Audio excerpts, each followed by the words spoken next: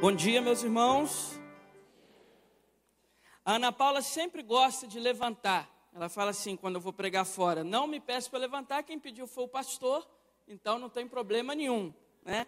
Se ela não mudar de ideia, no próximo dia 8 de setembro eu caso com ela, se ela não mudar de ideia. Eu sou auxiliar ali na primeira de Guarapari, eles cuidam muito bem de mim. Mas com essas regras da Previdência, eu vou estar longe de me aposentar. Ela está formando em odontologia, eu estou contando em ter que parar de trabalhar para cuidar das crianças futuramente, para ela ganhar dinheiro como dentista. Tem alguma dentista aqui? Ganha dinheiro mesmo, minha irmã? Amém. Oh, bênção. Parabéns, obrigado, minha irmã. Mateus, o capítulo 16, versículos de 13 a 19. Mateus 16, amém. Tem mais alguma dentista aqui, além da irmã, para confirmar? Também ganha muito dinheiro, minha irmã? Mais ou menos. Vou ficar com a irmã daqui então, hein? Mateus 16, de 13 a 19. Diz assim o texto bíblico: que indo Jesus para os lados de Cesareia de Filipe, perguntou aos seus discípulos: quem dizem ser o Filho do Homem? Responderam-lhe: uns dizem João Batista, outros dizem Elias, e outros Jeremias ou algum outro profeta. E perguntou-lhe Jesus: e vocês, quem dizem que eu sou? E respondeu-lhe Pedro: tu és o Cristo, Filho do Deus vivo. E disse Jesus: bem-aventurado és tu, Simão Barjonas, porque não foi nem carne nem sangue que tu revelaram essas palavras, mas o meu Pai que estás nos céus.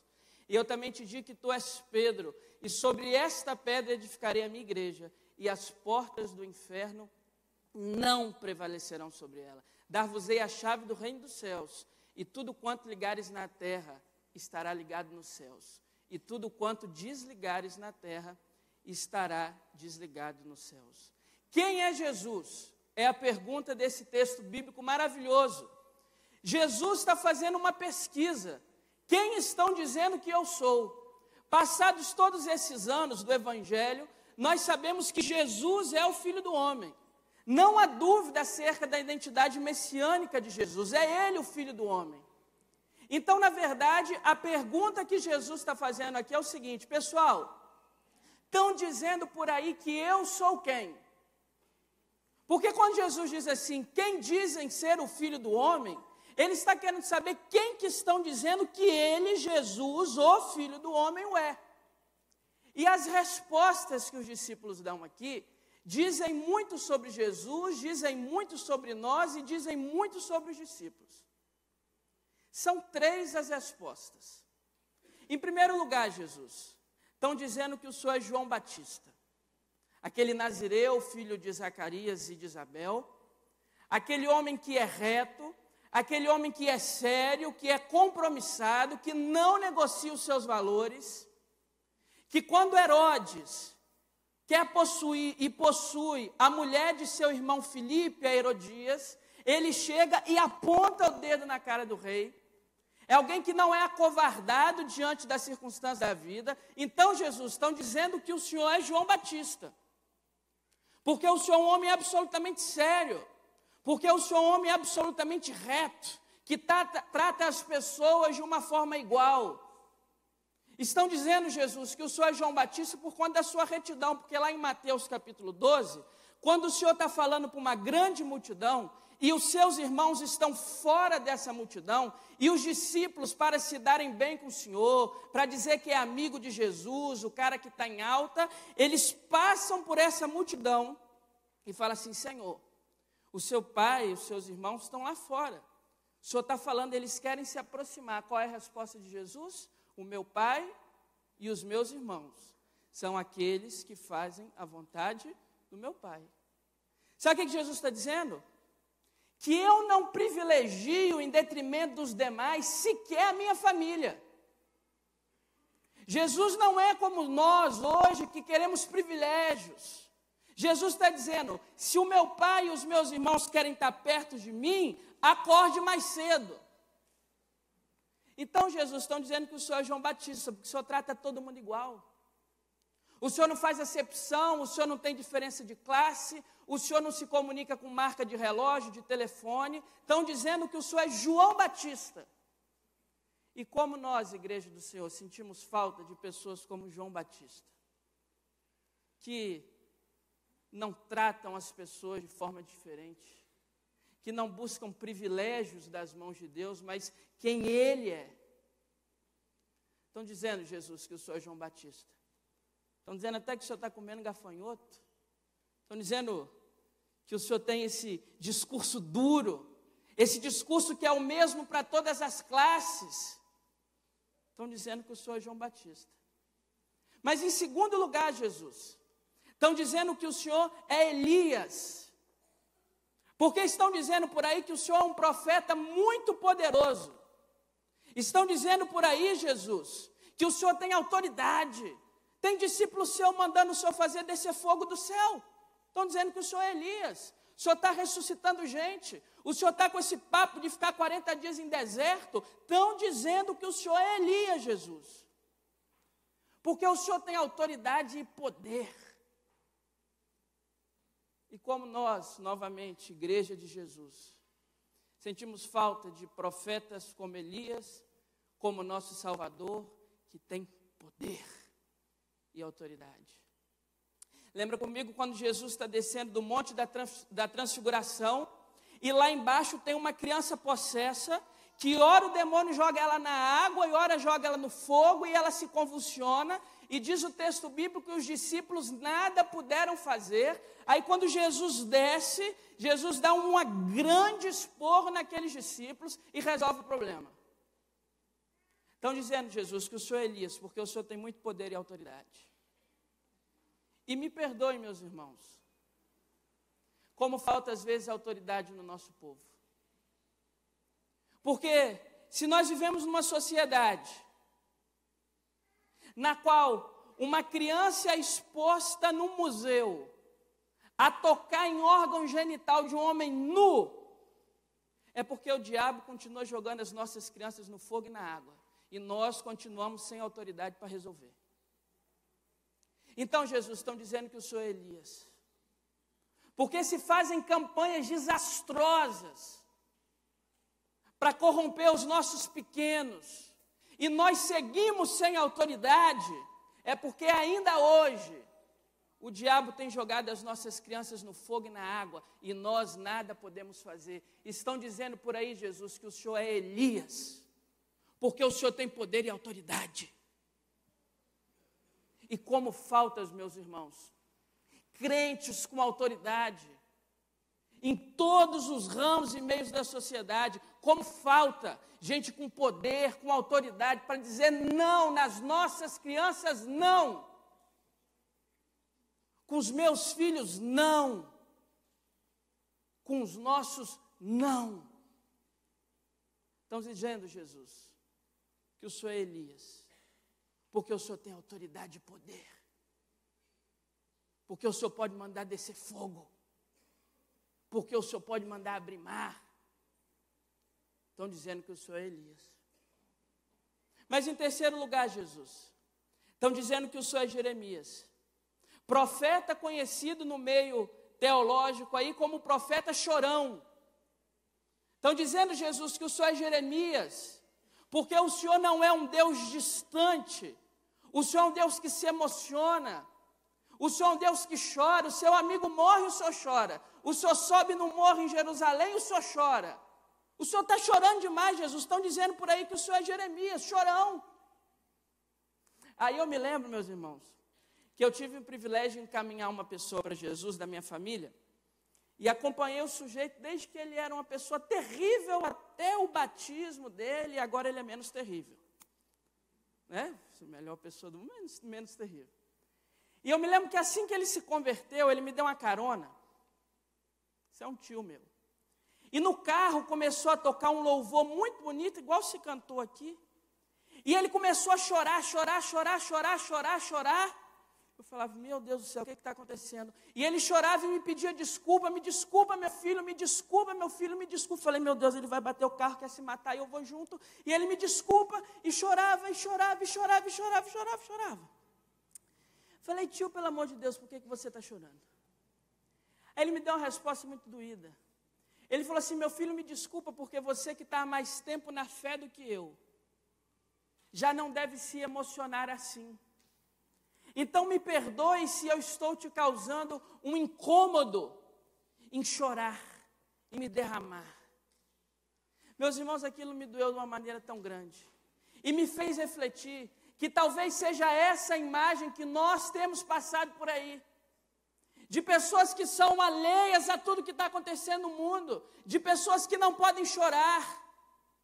Você chega num velório e se a viúva está chorando, o que o pessoal começa a comentar? Meu Deus, será que não foi para o céu? Será que não tinha certeza da salvação do marido? Aí se a viúva está lá, rindo, que segurança espiritual, pelo amor de Deus, que mulher segura. Como se chorar fosse pecado, como se derramar diante de Deus fosse algo errado, como se o choro não fossem orações diante de Deus. Então Jesus, estão dizendo que o Senhor é Jeremias, porque o Senhor é um Deus emotivo, porque o Senhor é um Deus próximo, porque o Senhor é um Deus que não deixa a sua autoridade se distanciar de nós, mas o Senhor é um Deus próximo de nós. E eu disse para o meu tio assim, tio, eu tenho duas coisas para te dizer. Primeira delas, é que quem te deve perdão sou eu que tenho que te pedir perdão.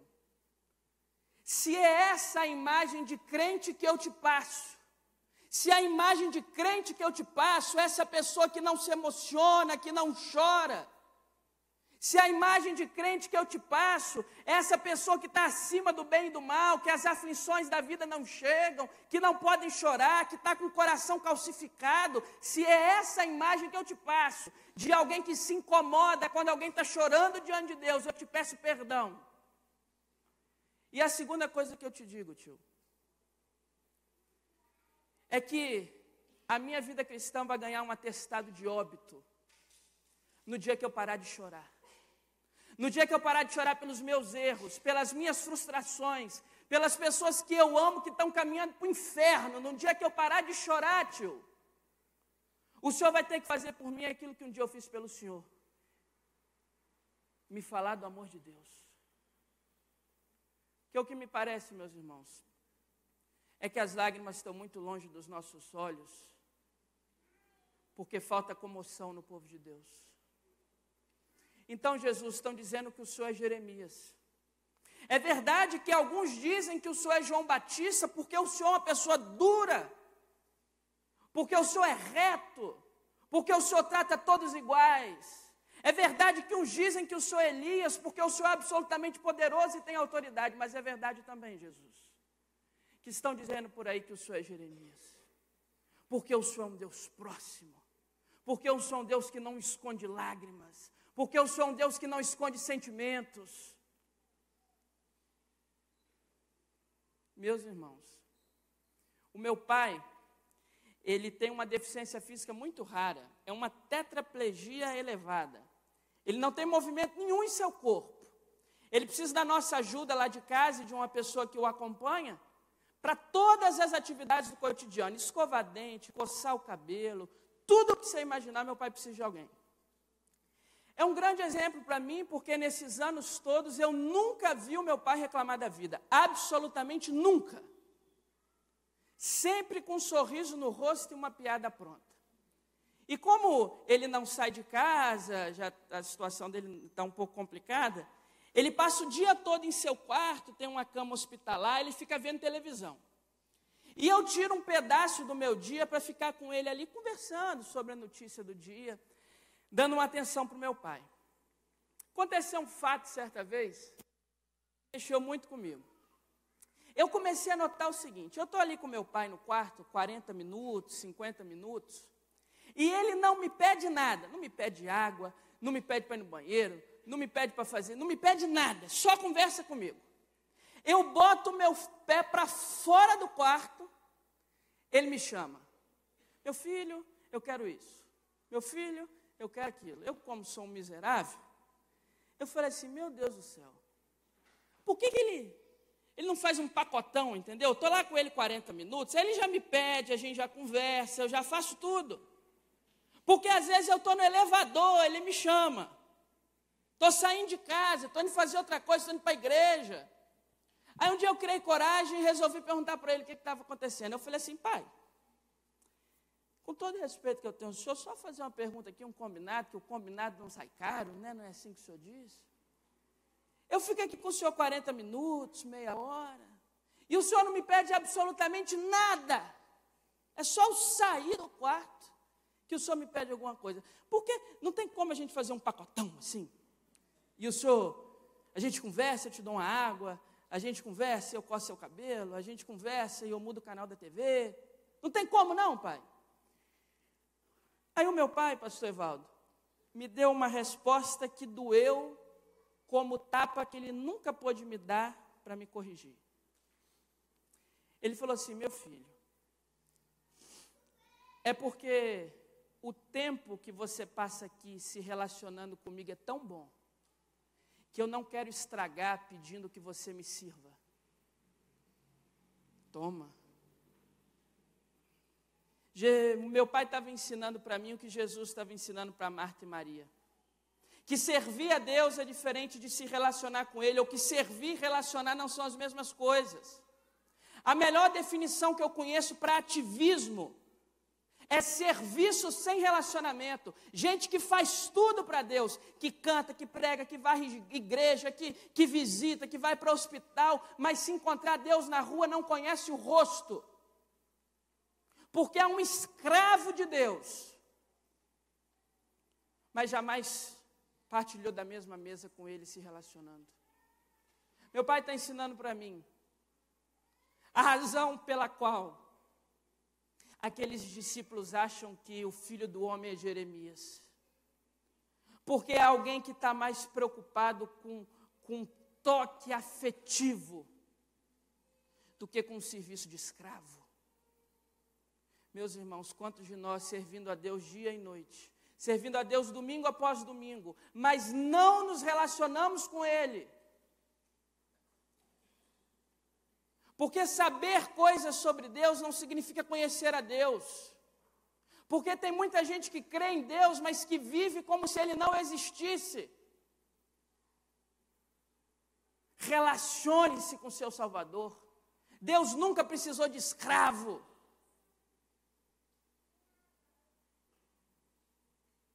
O tempo que eu passo me relacionando com você é tão bom, meu filho, que eu não quero estragar pedindo que você me sirva. É Marta e Maria.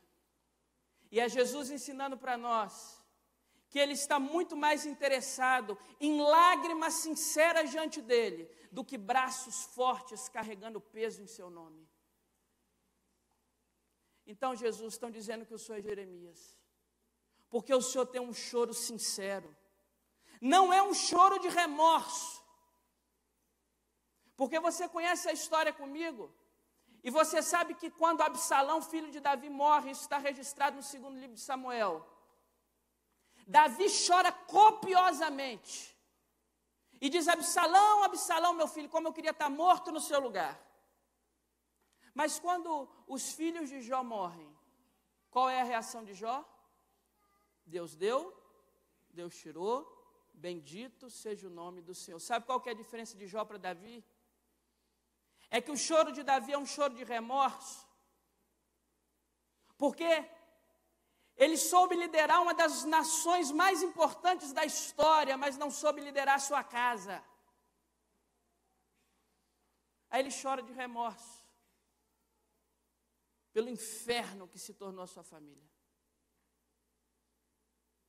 Então, Jesus, estão dizendo que o Senhor é Jeremias, não porque o Senhor chora de remorso, mas porque o Senhor chora por ser um Deus próximo. Porque, meus irmãos, Jesus Cristo de Nazaré sabe que na vida nós não perdemos apenas emprego, saúde e pessoas queridas. Jesus Cristo sabe que às vezes nós nos perdemos de nós mesmos.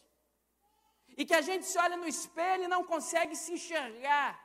E que a vida vai se esvaindo entre os nossos dedos e a gente não consegue mais segurar.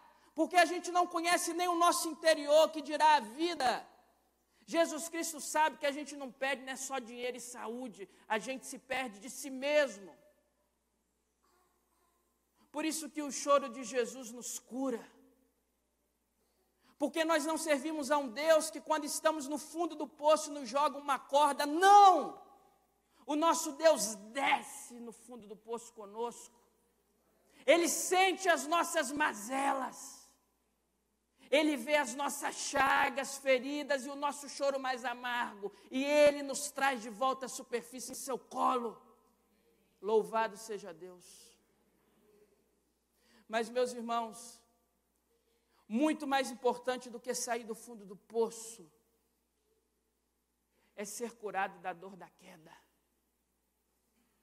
Tem muita gente que Jesus já tirou do fundo do poço há muito tempo, mas que quando lembra da queda ainda dói. A palavra de Deus diz para nós, ou nos inspira a dizer, que o choro de Jesus nos cura da dor da nossa queda. Que o choro de Jesus significa eu estou contigo. Que o choro de Jesus significa eu já fui como você, eu já senti o que você sente. Então, Jesus, estão dizendo por aí em terceiro e último lugar, que o Senhor é Jeremias. Porque o Senhor é um baita de um chorão, Jesus.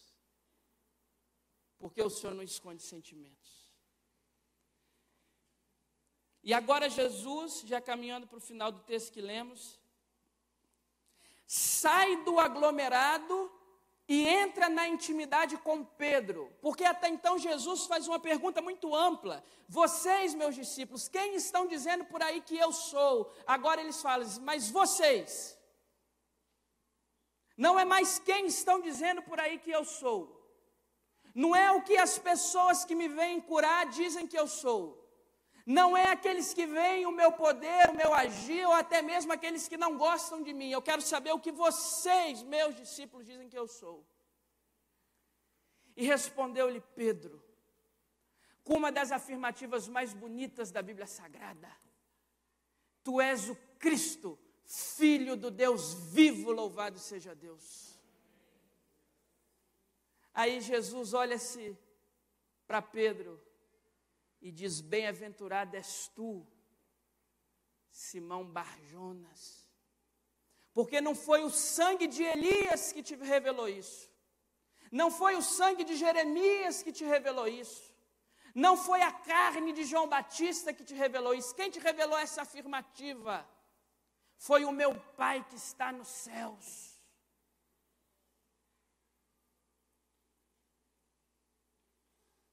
E eu te digo que sobre esta pedra eu vou edificar a minha igreja, e as portas do inferno jamais prevalecerão sobre ela. E há uma maneira muito errada de interpretar esse versículo, eu já estou caminhando para o final. Porque nós imaginamos que quando Jesus diz para Pedro que as portas do inferno não prevalecem sobre nós, é como se o inferno tivesse vindo em direção para nos derrubar, para nos atacar, para nos perseguir, e nós estivéssemos aqui e o inferno não pudesse entrar para dentro de nós. Não é isso que o texto diz. Porque porta não é um instrumento de ataque, porta é um instrumento de defesa. Ninguém ataca ninguém com porta. O que o texto está dizendo é que nós avançamos em direção a saquear o inferno, a esvaziar o inferno, a levar esperança aos desesperançados. Nós estamos caminhando em direção a esvaziar o inferno, e as portas do inferno não são páreos para nós. Não somos nós que tememos ao diabo, é o diabo que teme a nós. Louvado seja Deus. Aí eu me lembro de um irmão, numa dessas queridas igrejas pentecostais, que nós tanto amamos.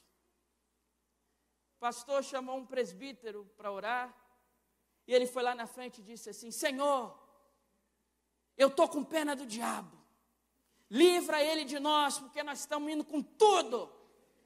É isso aí. As portas do inferno não são pares para a igreja do Cristo Filho do Deus vivo. Louvado seja Deus. E o texto encerra dizendo, meus irmãos, Uma das frases mais bonitas que Jesus disse para Pedro agora. Diz assim um texto bíblico: dar-vos-ei a chave de uma cobertura duplex. Não é isso que diz o texto? Dar-vos-ei a chave de um carro do ano. Dar-vos-ei a chave do cofre de um banco. Dar-vos-ei a chave do reino dos céus. Em outras palavras, igreja de Jesus, tenha a firmeza e a retidão de João Batista. Tenha o poder e a autoridade de Elias. Tenha o sentimento, a sensibilidade, a compaixão e a ternura de Jeremias. Mas não se esqueçam que a chave do reino dos céus, quem nos deu foi o Cristo, Filho do Deus vivo. E tudo que vocês ligarem na terra estará ligado nos céus. E tudo que vocês desligarem na terra estará desligado nos céus. Louvado seja o nome do nosso Senhor Jesus Cristo. E que Ele conceda a nós, igreja e povo seu, sabedores de que a Bíblia nos dá exemplos das mais variadas posturas, mas que Ele nos ajude a ser uma igreja reflexo do Cristo, Filho do Deus vivo. Amém, amém, amém.